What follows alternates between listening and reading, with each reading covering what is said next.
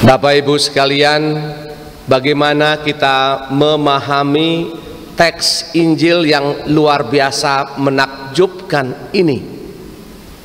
Cara mengerti Injil pertama-tama adalah berdoa supaya Tuhan membuka pikiran dan hati kita, memohonkan kekuatannya agar kita dimampukan setelah mendengarkan sabdanya, kemudian dimampukan melaksanakannya.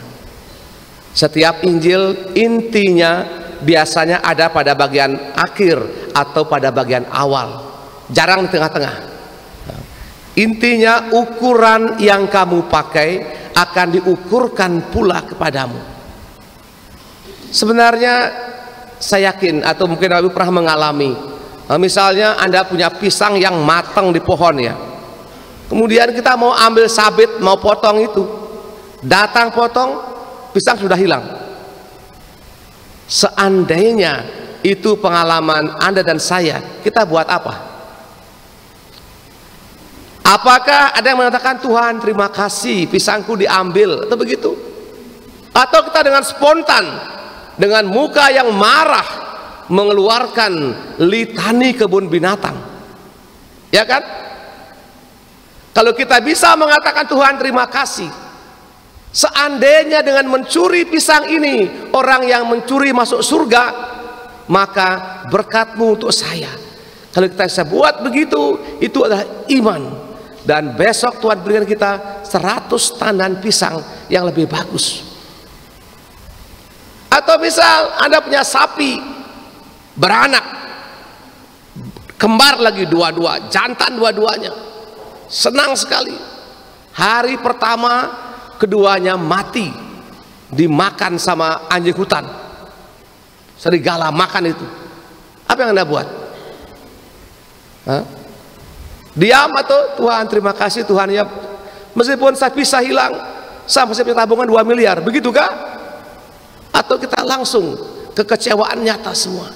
Inilah sebenarnya reaksi nyata kita, bahwa untuk melakukan hal yang baik tidaklah mudah, apalagi melakukan perbuatan baik double seperti yang Injil firmankan hari ini.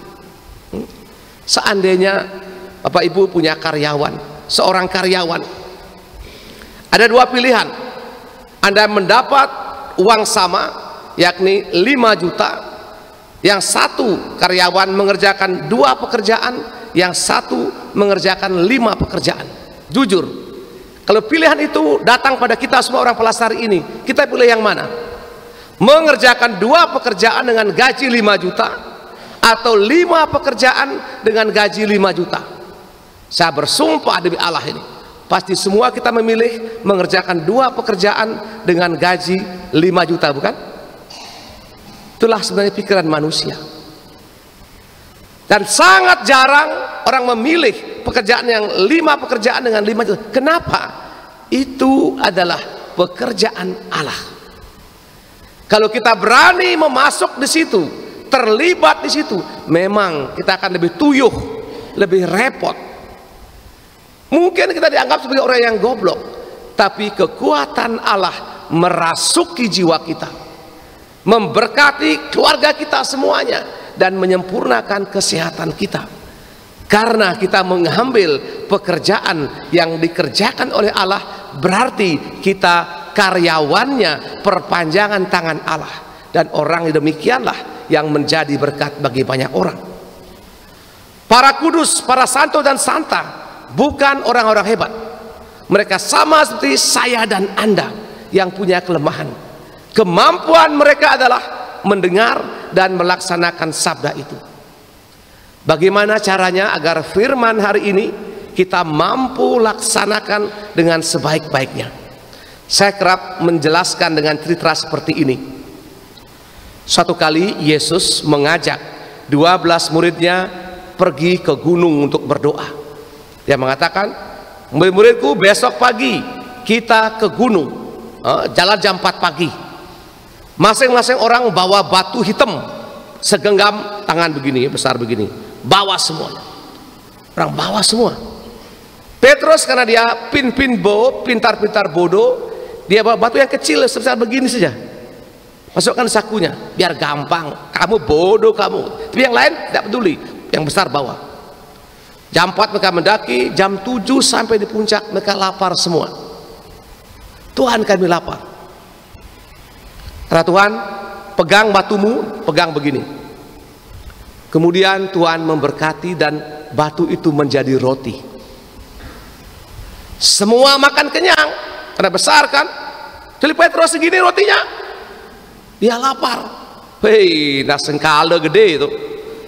Ya, akhirnya Petrus bilang, wih, Tuhan ini kurang ajar Tuhan nih, saya kecewa nih, tidak apa-apa. Akhirnya minggu depannya Tuhan mengajak mereka ke pantai dengan perintah yang sama. Para murid semuanya bawa batu sebesar segenggam tangan. Petrus karena minggu lalu dia kecewa, dia bawa batu sebesar soasi yang besar itu, biar nanti dia kenyang katanya. Dia bawa itu batu yang besar itu, dia bawa, orang tertawa semua tapi dia bawa. Sampai di pantai semuanya kita berdoa, berdiri di pinggir pantai semua, pegang batumu semua dan lempar jauh-jauh. Orang melempar jauh-jauh semua, dan Petrus hanya melempar di depan mata. Kemudian apa yang terjadi? Yesus memandang Petrus, Petrus ke sini, dan dia berlutut, dia menangis. Kenapa kau menangis? Ya, karena saya tidak ikut perintah Tuhan. Yang tidak ikut perintah Tuhan pasti celaka. Bapak Ibu sekalian, hari ini adalah perintah Tuhan, perintah Yesus untuk kita. Apakah kita berani berlaku seperti Petrus atau tidak? Semoga kita yang mendengarkan ini, semoga semakin banyak rahmat Tuhan, khususnya para siswa, orang tua semua, khususnya orang siswa. Saya mengharapkan nanti tiap Selasa, Jumat, Sabtu pagi kamu bangun pagi, ikut misa. Juga mungkin orang tua yang sudah pengantin baru ya, karena anak sudah besar-besar semua, tinggal 2 orang berdua. Kita ngapain juga berdua? Masa kita bilang I love you terus berdua? Mari kita bangun, ajak gereja berdua, nostalgia pacaran tahun 90-an. Saya kira mungkin jangan tanya apa gunanya, tapi begitu Anda melaksanakan dan merasakan kekuatan Allah, maka perintah Yesus dalam Injil hari ini pelan-pelan akan dimampukan kita melaksanakan. Kita mohonkan rahmat dan semangat ini, dan sungguh sadar kita orang lemah, oleh karena membutuhkan Allah, khususnya ketika misa dirayakan, kekuatan Allah meneguhkan kita pelan-pelan dan pasti. Semoga rahmat Allah menyertai kita semua. Amin.